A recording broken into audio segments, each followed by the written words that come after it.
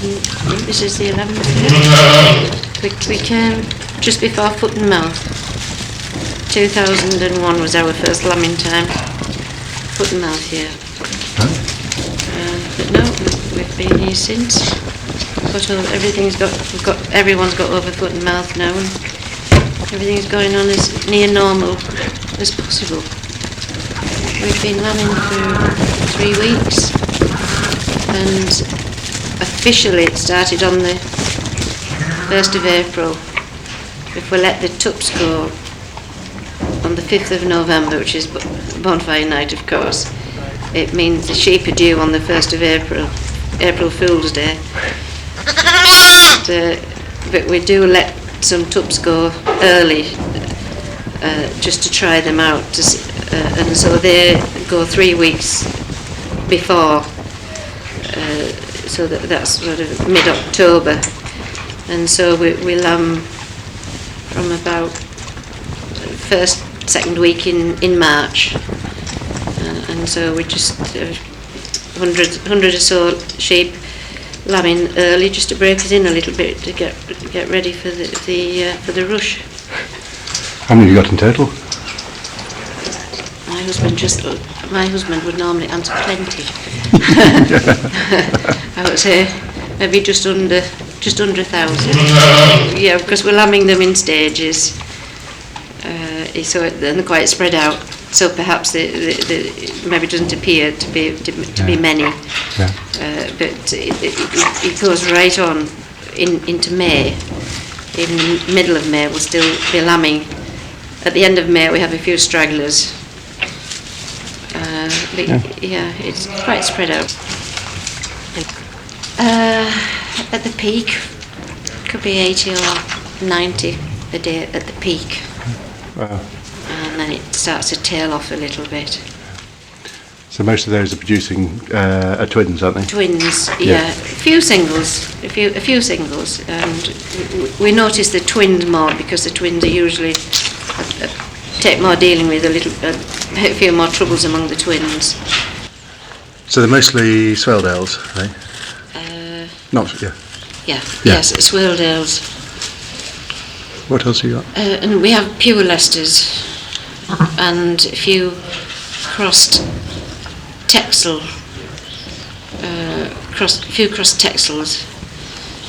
We have mules which are crossed with, as a result of crossing a Leicester with a Swaledale, and that Leicester and Swaledale produces a mule, and we have kept a few mules, females to breed off, and we put a Texel tup to the mules, so we have a Texel mule cross.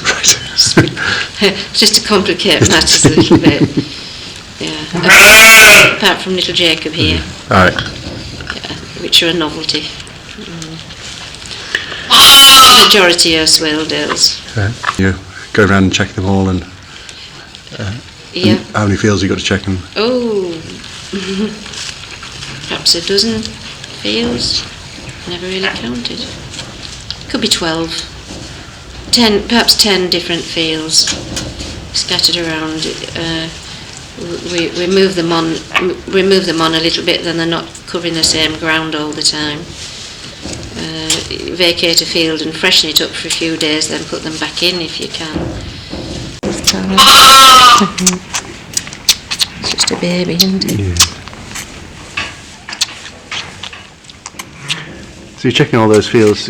How many times a day are you checking them then? 3 or 4 times. On a nice fine day, it's less urgent, but when it's blowing a gale and it's a storm, there's a few more casualties, which to deal with, and if you can catch them in time, you save quite a few lives. But they constantly need watching. Just like babies, really. They are babies.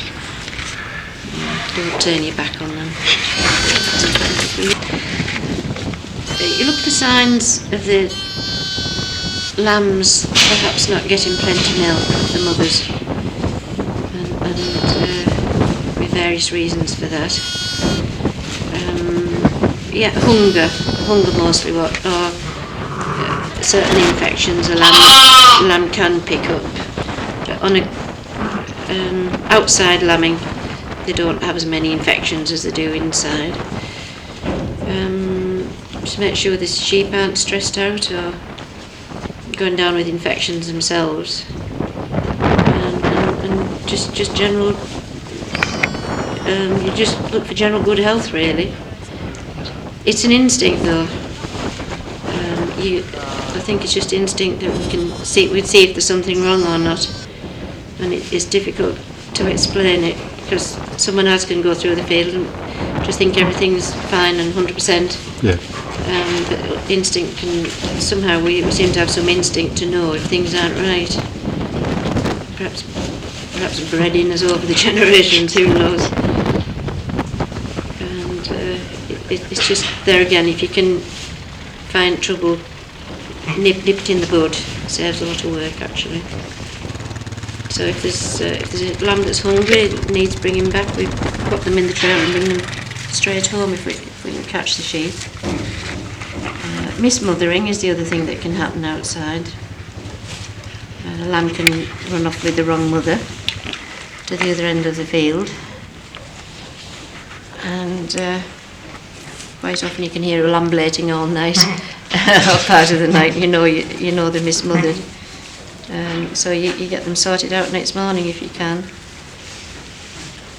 Occasionally, Mr. Fox pays a visit, and we haven't, touch wood, we haven't had him this year.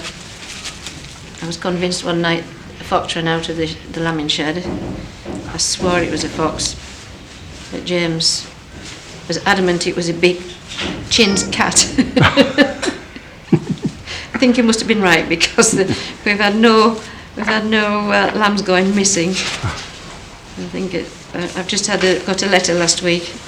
I'm due for another test at Specsavers. So I think I'm going to. First thing after lambing time is Specsavers. My first trip out. Serious. Nice one.